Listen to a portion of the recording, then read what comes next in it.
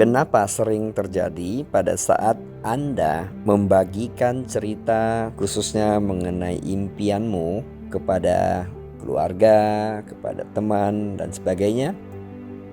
Sering Anda ditertawain daripada Anda didukung. Berikut ini ada beberapa alasan yang saya temukan selama pengalaman saya di bisnis yang kita tekunin, yaitu bisnis jaringan. Kenapa? Karena bicara tentang bisnis jaringan, modal utamanya adalah bermimpi. Jadi memang pada saat Anda sharingkan mimpimu pada siapapun, mayoritas Anda tidak dapatkan dukungan positif. Kenapa begitu? Oke, ada beberapa faktor. Pertama, mungkin Anda sudah punya gambaran yang sangat jelas film tentang impianmu yang kamu buat di benakmu. Karena yang kamu buat di benakmu film ini tidak ditontonkan di bioskop, tidak ditontonkan di TV, di YouTube dan sebagainya. So mereka tidak melihat gambarannya dengan jelas dan bagaimana cara kamu menuju ke sana dan sebagainya. Itu salah satu faktor karena mereka tidak melihat apa yang kamu lihat. Kedua, bisa jadi dalam catatan prestasimu selama mereka bersama dengan Anda tidak pernah mencapai apa yang Anda katakan. Mungkin dari kecil Anda main, saya mau ini, saya nanti akan mendapatkan ini. Tidak ada satupun yang terwujud. Jadi mereka sudah ada satu labeling kepada Anda bahwa lu ngomong kosong saja. Itu faktor satu lagi kan. So faktor apa lagi? Salah satu faktornya bisa jadi karena pada saat Anda bicara tentang mimpi Anda sukses, yang terjadi teman-teman takut. Bahkan bisa jadi istri takut, bisa jadi suami takut, bisa jadi kita orang-orang dekat takut mimpimu benar-benar terjadi. Karena pada saat mimpimu terjadi, mereka takut bisa jadi beda pencapaiannya. Sehingga manusia pada intinya mau bersama-sama, tidak mau tertinggal. Oke, walaupun tidak mungkin mereka ucapkan itu, manusia seperti itu. Jadi bukan berarti itu jahat. Enggak, mereka nggak jahat. Mereka bisa jadi keluargamu, bisa jadi itu istrimu, bisa jadi suamimu, bisa jadi orang tuamu, bisa jadi anakmu, bisa jadi itu teman akrabmu.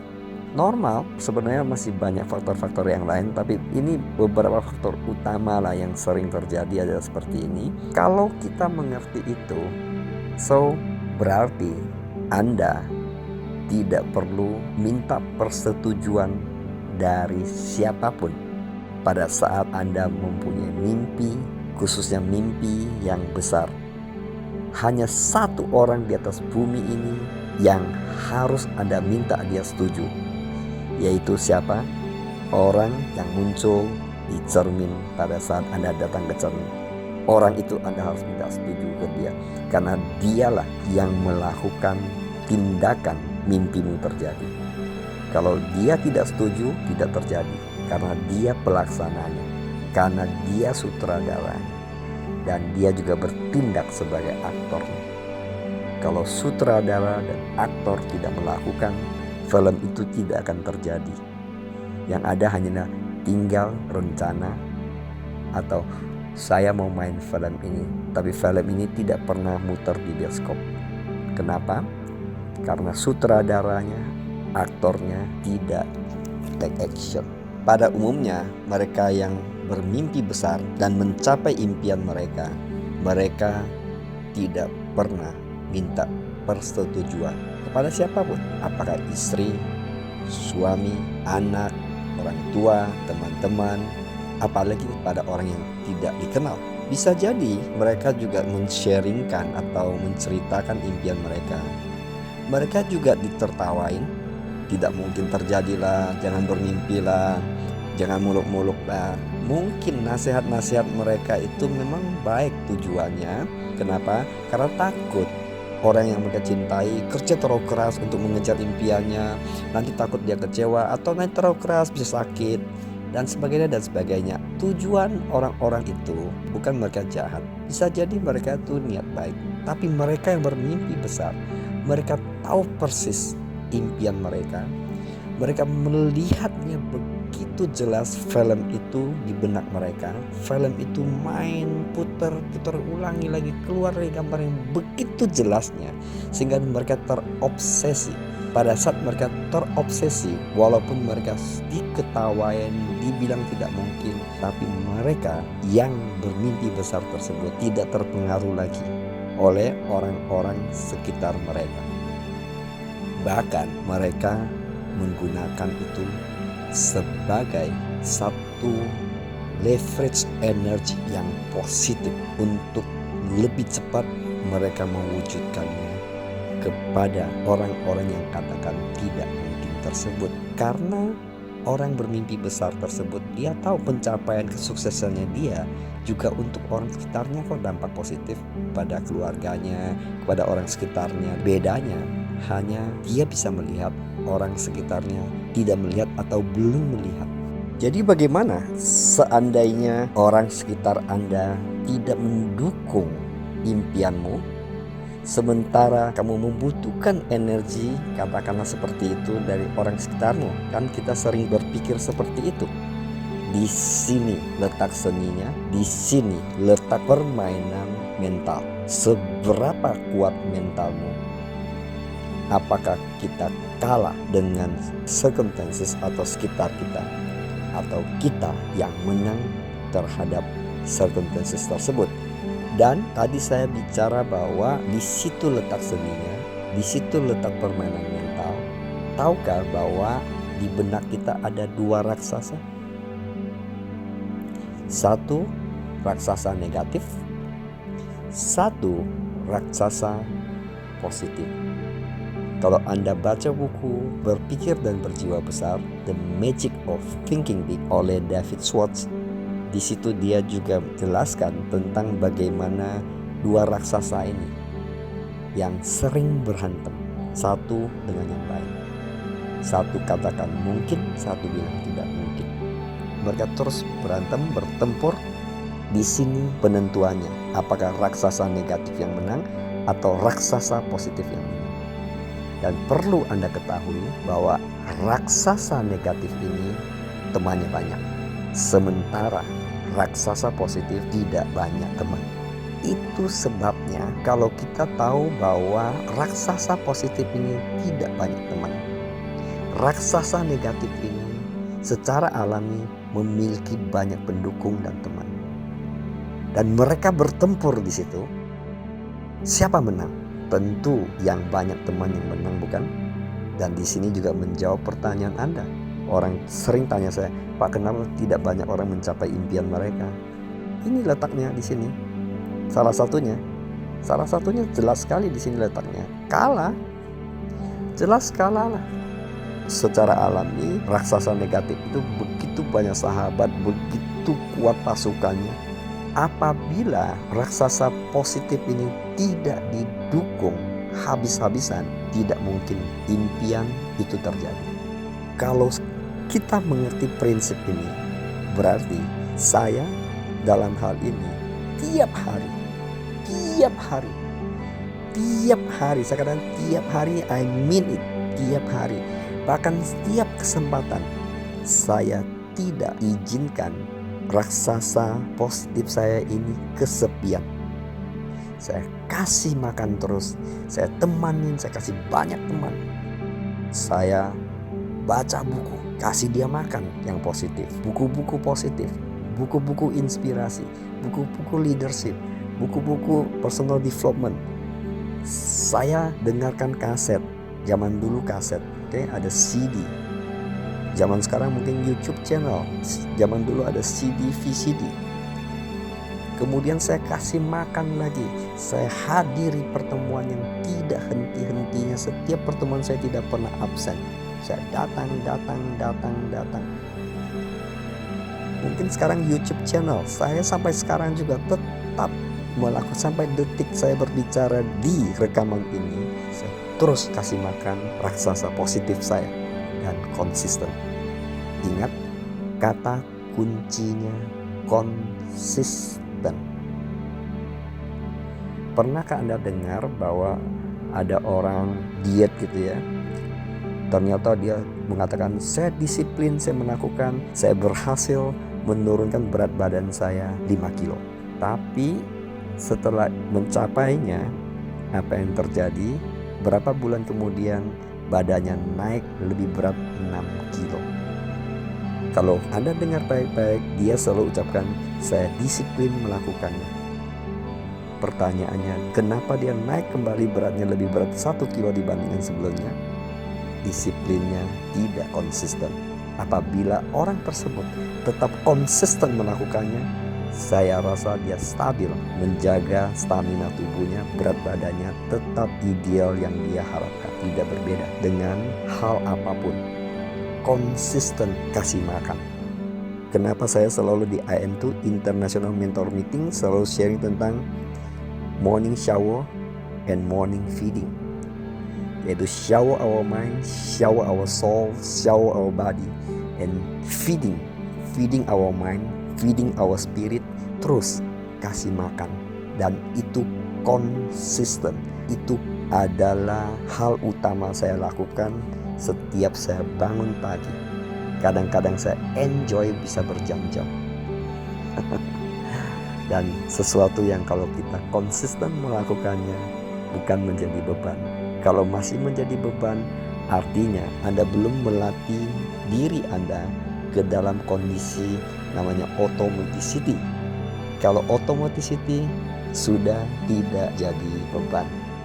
Itu sebabnya kasih makan, feed your mind, feed your spirit. It's not only feed your body only. Menarik? So, kenapa harus kasih makan? Kita sudah tahu dia bertempur. Makanya kasih kekuatan, support moral ke dia, sampai raksasa negatif itu kewalahan menghadapi the power. Begitu kuatnya dia, energinya dia, sehingga raksasa negatif ini tidak bisa mendekati lagi dan runtuh. Itu sebabnya harus ditaklukkan raksasa negatif. Banyak permainan mindset di sini, bukan? Sebenarnya permainan mindset ini bisa dilatih. Bagaimana menjaga perasaan yang sering merasa sakit, ditertawain, dihina, bisnis kita dihina, dan seterusnya. Ini yang saya bisa sharingkan pengalaman pribadi saya. Pada saat kita dihina, ditertawain dalam bisnis kita, ini bisnis apa sih, ini bisnis apa-apaan sih, dan seterusnya. Seandainya itu yang terjadi, jujur, awal saya di bisnis ini saya sakit. Tapi setelah saya mengerti apa sih bisnis jaringan itu, setelah saya paham bisnis jaringan itu begitu banyak kelebihannya, begitu banyak manfaatnya, saya sudah mulai tidak sakit lagi. Karena saya tahu persis kemana saya pergi. Karena saya tahu persis bisnis ini seperti apa. Kalau orang yang tidak mengerti menertawain kita, apakah perlu luka? Apakah perlu sakit? Saya yakin enggak ya. Enggak perlu gitu. Kecuali kita sama-sama tidak ngerti, diketawain mungkin sakit gitu ya. Saya tahu persis kalau bisnis ini bermanfaat buat kehidupan pribadi yang lebih baik. Contoh kasus saya adalah seorang pemalu. Anda juga tahu saya dulu miskin gitu ya. Melalui bisnis ini saya mulai percaya diri dan saya mencapai financial freedom, time freedom, dan keliling berbagai kota, berbagai negara, dan bahkan antar benua gitu.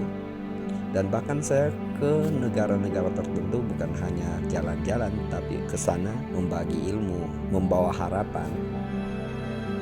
Saya masih ingat 2-3 tahun yang lalu pada saat kita baru mendarat di Washington, saya diwawancarai oleh Voice of America di sana.